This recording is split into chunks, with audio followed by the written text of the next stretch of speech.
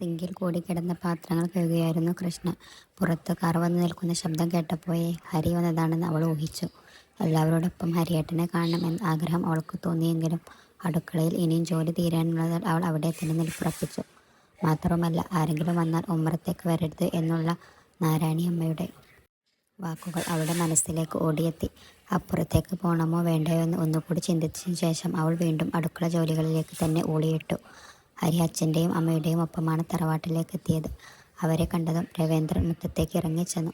രാവിലെ എത്തുമെന്ന് പറഞ്ഞിട്ട് നീ ഒരുപാട് താമസിച്ചല്ലോ? രവീന്ദ്രൻ കാറിനടുത്തേക്ക് നടന്നുകൊണ്ട് ചോദിച്ചു. ട്രെയിൻ ലേറ്റായിരുന്നു രമിമാമേ. പിന്നെ ഇവിടുത്തെ സ്റ്റേഷനിൽ വന്നിറങ്ങി വീട്ടിലെത്തി. ഒന്ന് ഫ്രഷ് ആയപ്പോഴേക്കും അല്പം താമസിച്ചു. അലസമായി കിടന്ന മുഴകൾ ഒതുക്കിക്കൊണ്ട് ഹരി ഒരു മറുപടി നൽകി. എവിടെ എല്ലാവരും?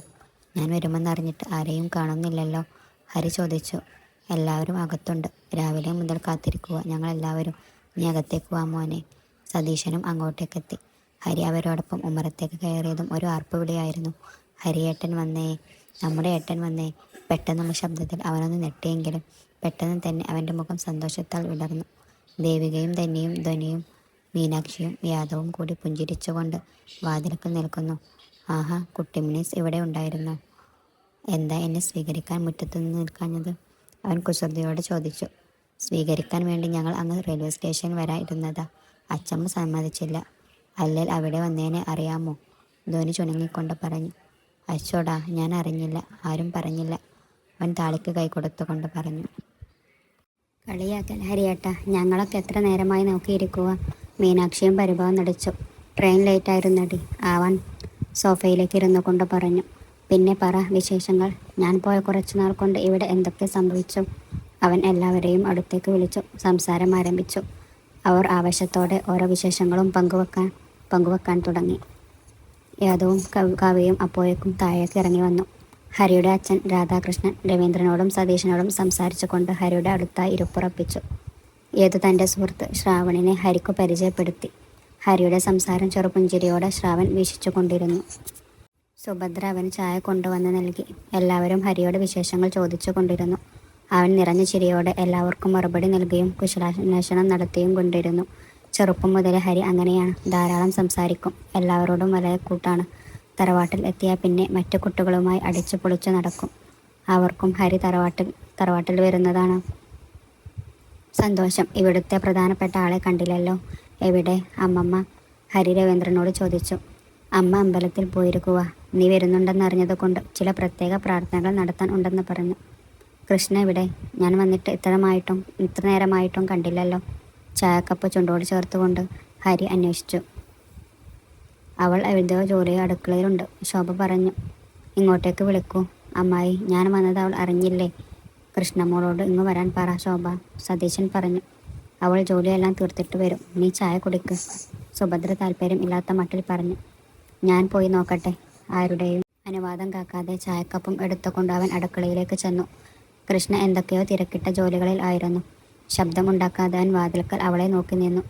തൻ്റെ പിറകിൽ ആരോ നിൽക്കുന്നു എന്ന തോന്നലിൽ അവൾ തിരിഞ്ഞു നോക്കിയതും കണ്ടത് തന്നെ പുഞ്ചിരിയോടെ നോക്കി നിൽക്കുന്ന ഹരിയെയാണ്. എന്താ തീപ്പെട്ടിക്കൊള്ളി, നീ വലിയ ആളായി പോയല്ലോ. ഞാൻ വന്നിട്ടൊന്ന് കാണാൻ പോലും സമയം ഇല്ലാതായോ? ഹരി അല്പം പരിവതത്തോടെ ചോദിച്ചു. ഹരിയെ കണ്ടതിലുള്ള സന്തോഷമാണോ എന്നറിയില്ല, അവളുടെ കണ്ണിൽ നിർമ്മണകൾ ഉരുണ്ടുകൂടി. പെട്ടെന്ന് തന്നെ അവൾ പുഞ്ചിരിച്ചു. കാർ വന്ന ശബ്ദം കേട്ടപ്പോൾ എനിക്ക് മനസ്സിലായി ഹരിയേട്ടൻ ആണെന്ന്. പിന്നെ ഇവിടെ ജോലിയുണ്ടായിരുന്നു, അതാ ഞാൻ അങ്ങോട്ട് വരാഞ്ഞത്. അതെനിക്കറിയാലോ, ഇവിടെ തീർത്താൽ തീരാത്ത പണിയാണെന്ന്. കൃഷ്ണയുടെ തലമുടിയിൽ പറ്റിപ്പിരിച്ചിരിക്കുന്ന പൊടി തട്ടിക്കളഞ്ഞുകൊണ്ട് അവൻ പറഞ്ഞു. നീ വീണ്ടും ക്ഷീണിച്ചോ? കൃഷ്ണയെ തൻ്റെ മുന്നിലേക്ക് പിടിച്ചു നിർത്തിക്കൊണ്ട് ഹരി അവളുടെ മുഖത്തേക്ക് നോക്കി. രക്തക്കുറവുണ്ടല്ലോ, ഒന്നും കഴിക്കാറില്ലേ? അവളുടെ കൺപോളകൾ പരിശോധിച്ചുകൊണ്ട് അവൻ ചോദിച്ചു.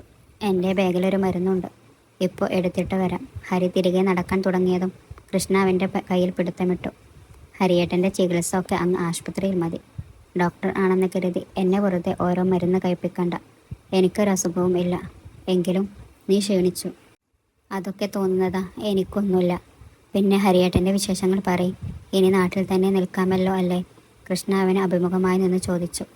അതൊക്കെ പറയാം, ആദ്യം എനിക്ക് വല്ലതും കഴിക്കാൻ തന്നെ. നീ സ്പെഷ്യലായിട്ട് എന്തെങ്കിലും ഉണ്ടാക്കി കാണുമെന്ന് അറിയാം.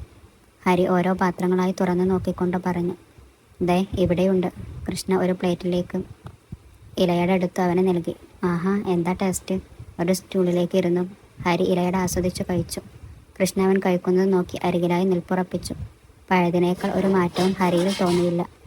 മുഖത്തെ കുറ്റിത്താടിയും ചിരിക്കുമ്പോൾ വിടരുന്ന നുണക്കുകയും അവനെ കൂടുതൽ സുന്ദരനാക്കി. നമ്മുടെ ജനറൽ ഹോസ്പിറ്റലിൽ തന്നെ ജോയിൻ ചെയ്യാം. മിക്കവാറും അടുത്ത ആഴ്ചയോടുകൂടി MD ചെയ്യണം. വെറും MBBS ആയിട്ട് കാര്യമില്ലല്ലോ. അതിൻ്റെ ചില ഡിസ്കഷനിൽ ആണ്. പിന്നെ ഹോസ്റ്റൽ ജീവിതത്തോട് ബൈ പറഞ്ഞപ്പോൾ തന്നെ എന്തെന്നില്ലാത്ത ആശ്വാസം. നാട്ടിലെത്തി ഇവിടുത്തെ കാറ്റ് ശ്വസിച്ചപ്പോൾ തന്നെ ഒരു സുഖം. ഇനി വീടും അച്ഛനും അമ്മയും തറവാടും ഇവിടെയുള്ളവരും നിന്റെ ഫുഡും ഒന്നും മിസ് ചെയ്യണ്ടല്ലോ, ഹരി കഴിക്കുന്നിടയിൽ പറഞ്ഞു. അവൻ കഴിച്ചു തീരുന്നതിനോടൊപ്പം കൃഷ്ണ വീണ്ടും ഓരോ അട വീതം പ്ലേറ്റിലേക്ക് ഇട്ടുകൊണ്ടിരുന്നു. ആഹാ, നല്ല പോളിംഗ് ആണല്ലോ ഇവിടെ. അടുക്കളയിലേക്ക് എത്തിയ മീനാക്ഷി ഹരിയെ കളിയാക്കി. മതി പെണ്ണെ, നീ എന്നെ കഴിപ്പിച്ചു കൊല്ലുമോ? ഇനി പിന്നെ കഴിക്കാം. പ്ലേറ്റ് മാറ്റി വെച്ചു കഴുകി അവൻ എണീറ്റു. അച്ചമ്മ വന്നിട്ടുണ്ട്, അങ്ങോട്ടേക്ക് വരാൻ പറഞ്ഞു മീനാക്ഷി അറിയിച്ചു. ഹരി വേഗം ഉമ്മറത്തേക്ക് ചെന്നു. നാരായണിയമ്മ കസേരയിൽ ഇരിക്കുകയായിരുന്നു. അവൻ ചെന്ന് ഉടനെ കാലിൽ തൊട്ട് അനുഗ്രഹം വാങ്ങി. മനസ്സു നിറഞ്ഞു അവനെ അനുഗ്രഹിച്ചു. അങ്ങനെ നമ്മുടെ കുടുംബത്തൊരു ഡോക്ടർ ആയി അല്ലേ? അവർ ഹരിയെ അഭിമാനത്തോടെ നോക്കി.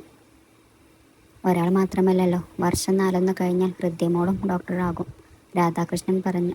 അങ്ങനെ വേണം. ഡോക്ടറും എഞ്ചിനീയറും ടീച്ചറും വക്കീലും എല്ലാം വേണം നമ്മുടെ വീട്ടിൽ തന്നെ. അതൊരു അഭിമാനമാണ്.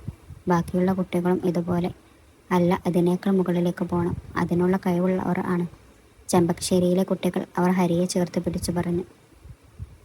ആ കഴിവ് നമ്മുടെ കൃഷ്ണക്കും ഉണ്ടല്ലോ അമ്മമ്മേ. പിന്നെന്താ അവളെ തുടർന്ന് പഠിപ്പിക്കാത്തത്? ഹരി സംശയത്തോടെ അവരെ നോക്കി. അതിനവർ ചെമ്പകശ്ശേരിയിലെ കുട്ടിയല്ലല്ലോ, മരങ്ങോട്ടുള്ള അശോകന് ജനിച്ചതല്ലേ, സുഭദ്ര ശ്രീകോട്ടി പറഞ്ഞു. താഴ്ന്ന ജാതിക്കാരിൽ ഉണ്ടായ അവളെ ഇവിടെയുള്ള കുട്ടികളുമായി താരതമ്യം ചെയ്യല്ലേ ഹരി, ശോഭയും ഏറ്റുപിടിച്ചു. മതി, നിർത്തൂ. ആവശ്യമില്ലാത്ത കാര്യങ്ങളൊന്നും ആരും പറയണ്ട. രവീന്ദ്രൻ പെട്ടെന്ന് അവരെ ശാസിച്ചു. ഹരിയുടെ മുഖത്ത് ദേഷ്യം നിറഞ്ഞു. അവൻ നാരായണി അമ്മയെ നോക്കി. അവർ മിണ്ടാതെ നിൽപ്പാണ്. ഇത്തരം ചിന്തകളൊക്കെ ഈ നൂറ്റാണ്ടിൽ നിങ്ങളുടെയൊക്കെ മനസ്സിൽ ഉണ്ടോ? കഷ്ടം തന്നെ. കൃഷ്ണവേണി നമ്മുടെ കുട്ടിയല്ലേ, അങ്ങനെയല്ലേ നമ്മൾ കാണാൻ പാടുള്ളൂ. അവൻ ശോഭിച്ചു. ഉള്ളത് പറയുമ്പോൾ ഇങ്ങനെ ദേഷ്യപ്പെടേണ്ട കാര്യമെന്താ? തുടർന്ന് പഠിക്കേണ്ടെന്ന് അവളല്ലേ പറഞ്ഞത്? പിന്നെ എന്താ ഇപ്പോൾ? പാർവതി അവനോട് ചോദിച്ചു. ഞാൻ പറഞ്ഞെന്നേ ഉള്ളൂ. നന്നായി പഠിക്കുന്ന ഒരു കുട്ടി അടുക്കളയിൽ കിടന്ന് എരിഞ്ഞു തീരാനുള്ളതല്ല അവളുടെ ജീവിതം. അത് മനസ്സിലാക്കാൻ എന്താ ആരുമില്ലാത്തത്? ഞങ്ങൾ എല്ലാവരും നിർബന്ധിച്ചതാ. അവൾക്ക് വേണ്ടെന്ന് തീർത്തു പറഞ്ഞാൽ പിന്നെന്താ മോനെ ചെയ്യുക? സതീശൻ ചോദിച്ചു. നിനക്കറിയാമല്ലോ, എത്ര വേണമെങ്കിലും അവളെ പഠിപ്പിക്കാൻ എനിക്ക് മടിയില്ല. പക്ഷേ കൃഷ്ണ കൂടി സമ്മതിക്കണ്ടേ? രവീന്ദ്രനും ഹരിയെ നോക്കി പറഞ്ഞു. അവൾ ഇനിയും പഠിക്കണമെന്ന് പറയുന്നതിൻ്റെ കാരണം എനിക്കറിയാം. നിങ്ങളിൽ കുറച്ച് പേര് അവളെ തുടർന്ന് പഠിക്കുന്നതിൽ നിന്നും എതിർക്കും. അത് പേടിച്ചിട്ടാ അവൾ ഒരു കാര്യവും ആരോടും ആവശ്യപ്പെടാത്തത്. അവൾ കാരണം ആരും തമ്മിൽ തർക്കം ഉണ്ടാകാതെ ഇരിക്കാൻ, ഹരി ദേഷ്യത്തിൽ തന്നെ പറഞ്ഞു. ഇപ്പോൾ എന്താ ഹരി, നീ കൃഷ്ണയുടെ പഠിപ്പിൻ്റെ കാര്യം ഇവിടെ പറയാൻ കാരണം? അവൾ പറഞ്ഞോ നിന്നോട് ഇനിയും പഠിക്കണമെന്ന്? അത്രയും നേരം മിണ്ടാതിരുന്ന നാരായണിയമ്മ മോനും വെടിഞ്ഞു ചോദിച്ചു. ഇല്ല അമ്മമ്മേ, അവൾ ഈ കാര്യം മിണ്ടിയിട്ട് പോലുമില്ല. പക്ഷെ അവളുടെ ഭാവി നഷ്ടപ്പെടുത്തരുത് എന്നുള്ളത് എൻ്റെ ആഗ്രഹമാണ്, ഹരി നിസ്സഹായതയോടെ പറഞ്ഞു. കൃഷ്ണവേണിയോട് ഇങ്ങോട്ടേക്ക് വരാൻ പറയും, നാരായണിയമ്മ ആജ്ഞാപിച്ചു. മീനാക്ഷി ചെന്ന് കൃഷ്ണയെ കൂട്ടിക്കൊണ്ടുവന്നു. നാരായണിയമ്മ അവളെ അടിമുടി നോക്കി. നിനക്ക് തുടർന്ന് പഠിക്കണോ? അവർ ചോദ്യഭാവത്തിൽ അവളെ നോക്കി. കൃഷ്ണ ഹരിയിലേക്ക് തൻ്റെ നോട്ടം വായിച്ചു. എന്താ മറുപടി പറയുക എന്നറിയാതെ അവൾ കുഴങ്ങി. അവനെ നോക്കണ്ട, ഞാനല്ലേ ചോദിച്ചത്, എന്നോട് പറ മറുപടി. ഇനിയും പഠിക്കണോ നിനക്ക്? വേണം എന്നർത്ഥത്തിൽ അവൾ തലയാട്ടി. നിനക്ക് പഠിക്കാൻ താല്പര്യമുള്ളത് എന്താണെന്ന് വെച്ചാൽ പഠിക്കാം. അതിനുള്ള ചിലവ് എന്ത് തന്നെയാണെങ്കിലും ഞാൻ വഹിക്കും. ഇത് എൻ്റെ വാക്കാണ്. കൃഷ്ണ ഞെട്ടലോടെ അവരെ നോക്കി പറഞ്ഞു. കൃഷ്ണവേണിക്ക് എന്താണ് പഠിക്കാൻ ഇഷ്ടമുള്ളതെന്ന് ചോദിച്ച് മനസ്സിലാക്കി പഠിപ്പിനുള്ള കാര്യങ്ങളെല്ലാം നീ ശരിയാക്കി കൊടുക്കണം. കേട്ടോ ഹരി? നിന്റെ കൂട്ടുകാരുടെ ഇഷ്ടങ്ങളെല്ലാം നിനക്കല്ല അറിയുള്ളൂ. നീ ചോദിച്ചു അറിയൂ എന്താന്ന് വെച്ചാൽ. ഹരി സന്തോഷത്തോടെ തടയാട്ടി. മീനാക്ഷിയും യദവും ചിരിയോടെ കൃഷ്ണക്കരികിലേക്ക് വന്നു. രവീന്ദ്രൻ്റെയും സതീശൻ്റെയും മുഖത്ത് സന്തോഷം നിറഞ്ഞു നിന്നു. എന്നാൽ അപ്പോഴും നടന്നതെന്ന് വിശ്വസിക്കാൻ ആകാതെ നിൽക്കുകയായിരുന്നു കൃഷ്ണ.